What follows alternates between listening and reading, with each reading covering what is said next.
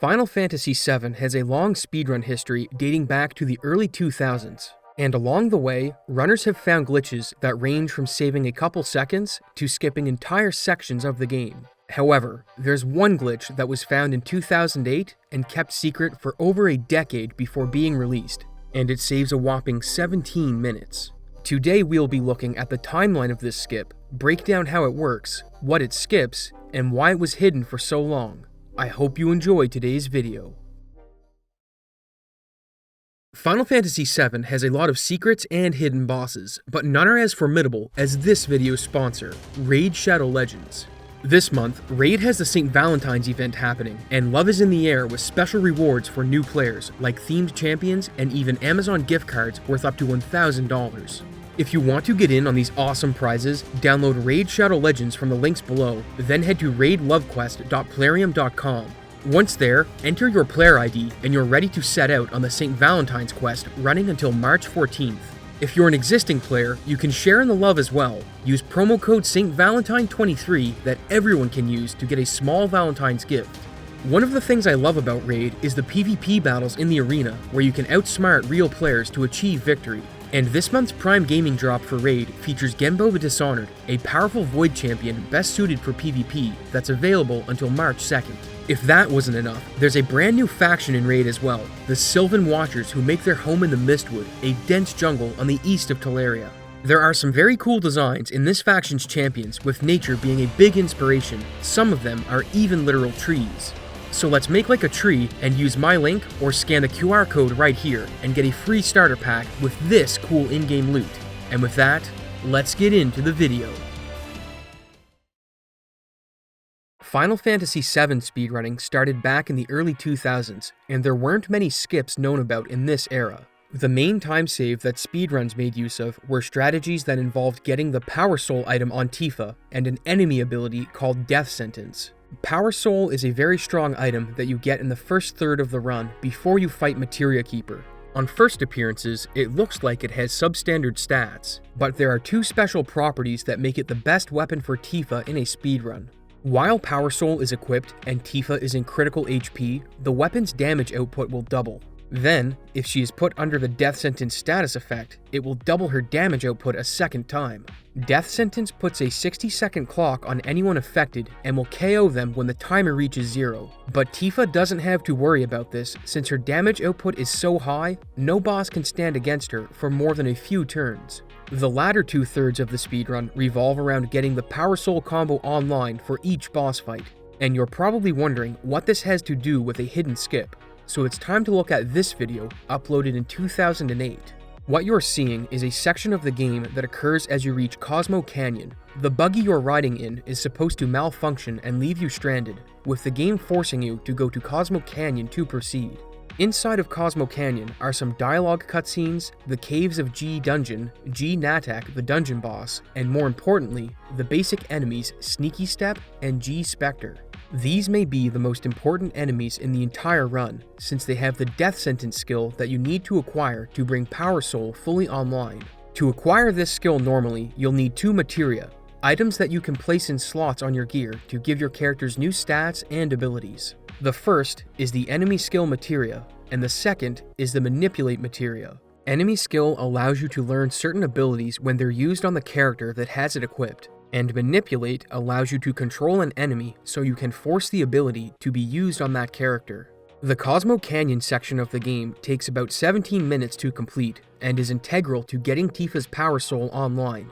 But the mysterious video uploaded by Brutal Lerpa appears to show that the cutscene where the buggy breaks down when you try to go past Cosmo Canyon was skipped, allowing you to proceed without entering it. Now, it's worth mentioning that upon close examination of this video, you can clearly see that the buggy's position jumps, which means the footage was likely spliced. But this didn't stop players from talking about the theoretical skip nonetheless. Information moved a lot slower back then, and the video wouldn't be mentioned until 2009 on the Speed Demos Archive forums.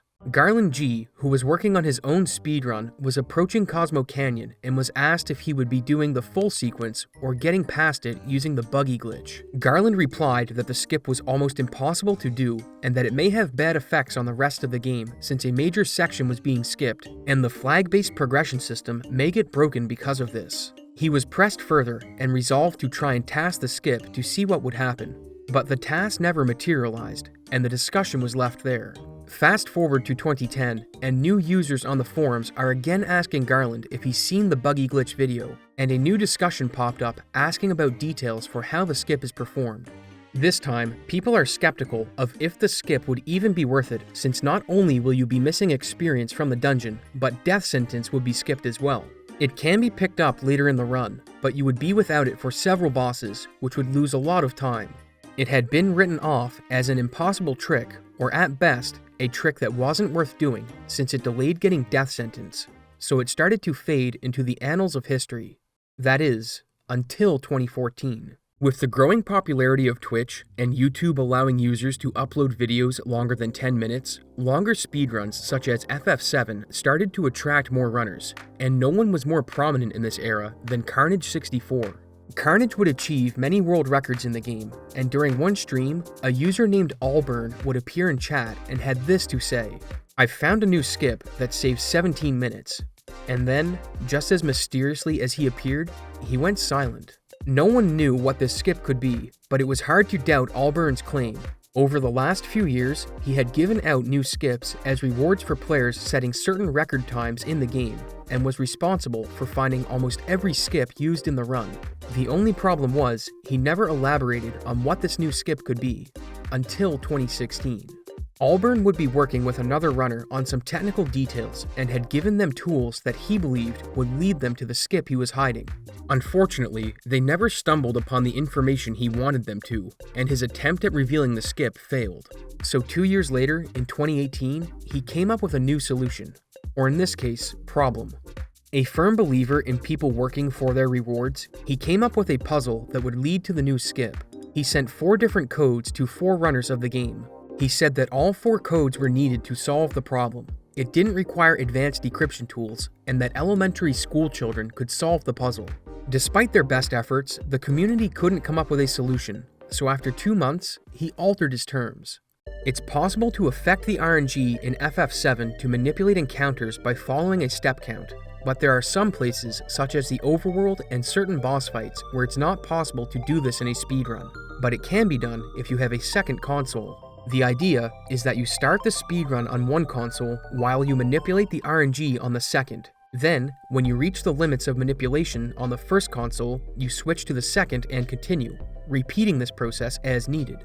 Allburn stipulated that if a dual console run could be performed with a final time under 7 hours and 10 minutes, that he would release the skip. Luzbel had the record at this point with a 7:34, and with normal strats, the time Allburn wanted would have been impossible. But the dual console method came with a huge bonus. You could manipulate things you normally couldn't. One such thing is the Emerald Weapon fight. In normal gameplay, you have 2 options. Fight the boss without the underwater materia equipped, in which case you have 20 minutes to defeat it before you get a game over, or equip the materia and take your time. But there is a third option. If you defeat Emerald Weapon as the timer reaches 0, a glitch will activate where you game over and win the fight at the same time. If you continue while in this state, every battle you enter will get a data error and end instantly in a win, even if it's a boss fight. This would make things easier, but the run wasn't a walk in the park. First, the technical requirements were quite high, as you needed 2 capture cards and 2 consoles. And second, you needed to come up with a manipulation route that would work for the entire run. Miesbaker and Luzbel would tackle the challenge, but ultimately came up short, as the manipulation route proved to be very difficult. It looked as though the skip was going to remain with Allburn forever, but almost a year to the day, Mies would solve Allburn's puzzle. Previously, the community had tried assigning each letter in the alphabet a number starting with 1, then laid the codes on top of each other, summed the numbers in each row, then took the totals and found the corresponding letter. If the value overflowed, they started back at the letter A and kept counting, which gave the result of FFVNLS. Despite the first two letters being the initials for Final Fantasy, the community couldn't make sense of this code in any context, but Mies did something that cracked the code. Instead of starting the assigned letter values at 1, he started them at 0. If you do this, the code then decrypts to read CC skip, and while a few people thought this meant Cosmo Canyon skip, Luzbel was skeptical and thought it could mean Condor Corral, as that area also takes about 17 minutes to complete. That was in April of 2018, and in August, a definitive answer would be given, because Luzbel finished the dual console run. With the help of the new guard skip that skips 18 minutes worth of early game content, the dual console run finished in 7 hours and 2 minutes, which meant it was time for Allburn to finally spill the beans. It turns out that the video from 2008 was uploaded by Allburn. The reason he edited it was to hide how the skip was performed. Cosmo Canyon skip was possible, but it wasn't easy. When you arrive at Cosmo Canyon in the buggy, a scripted sequence happens where a text box appears and a small cutscene plays. But using a chocobo, Allburn found that you could avoid triggering this sequence and continue to the next area. So let's see how it works. When you're on a chocobo and try to enter the desert, a text box triggers stating that you can't walk across this terrain and then forcibly dismounts Cloud. And if you point away from the desert on the control stick while Cloud is dismounting, he will enter into a glitch state where the text box is still on screen and he moves without an animation. This glitch is very important to Cosmo Canyon skip and requires one more ingredient to work: the buggy.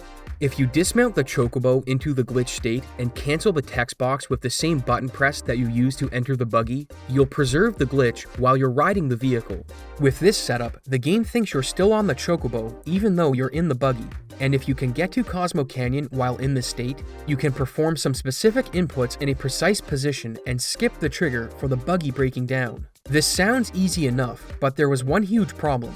If you had a single overworld encounter while the glitch was active, the game would remove the glitch when you exited the battle, meaning you had to make it the entire way from the desert to Cosmo Canyon, which is about 20 seconds of movement. You're probably thinking that runners could manipulate the encounters to make the skip easier, but this wasn't an easy solution by any means. When you're in a dungeon, it's possible to manipulate encounters with a step route due to how they are programmed. But in the overworld, random battles have extra systems influencing them, so they can't be manipulated in real time. This was one of the reasons Allburn held onto the skip for so long. He didn't like the idea of the run becoming dependent on a trick that required pure luck.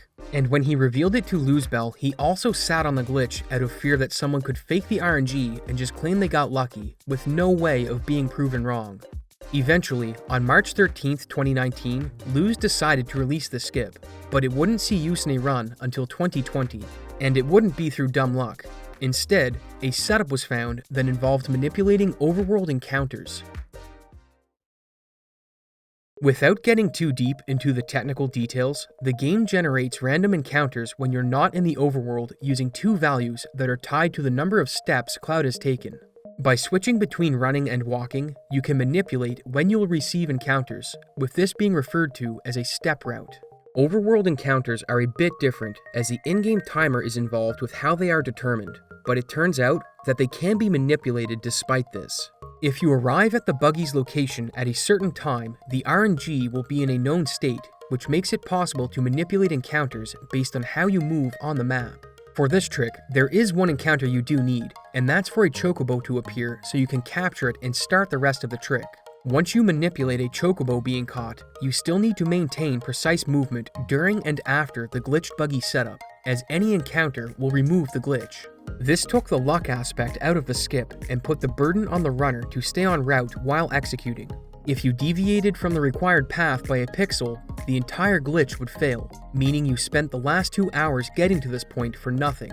Zheal would be the first person to route the skip into a run, setting a time of 7 hours, 7 minutes, and 40 seconds on September 8, 2020, putting the run extremely close to the sub-7 time. This answered the question on if the skip would lose time to delaying picking up Death Sentence, as it only lost 7 minutes to the boss fights until you could learn it again later in the run, meaning it saved 10 minutes overall, since Cosmo Canyon takes 17 to complete. Things were moving fast in the run at this point. Players were frustrated that the slightest deviation in their setup would end their run.